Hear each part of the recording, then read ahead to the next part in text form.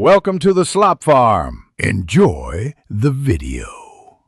You start by confirming your iPhone supports live photos. That means iPhone 6 is or newer.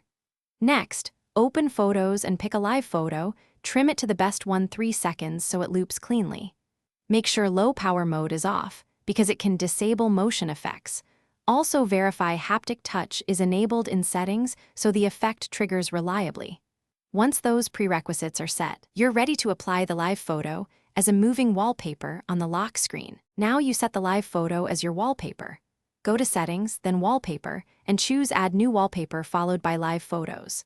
Position and scale the frame so the motion focuses on the subject. Pinch to zoom and drag to recenter. Make sure live photo playback is turned on in the preview and enable depth effects only when desired.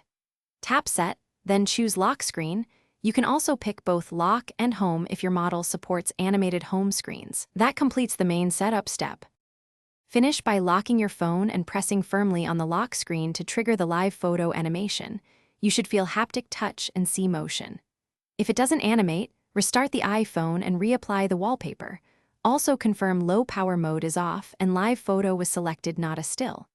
If problems persist, update iOS, because software fixes often restore functionality. Only use Reset All settings as a last resort. Once resolved, enjoy the moving wallpaper and change it. Thanks for watching. Consider subscribing if we helped you today.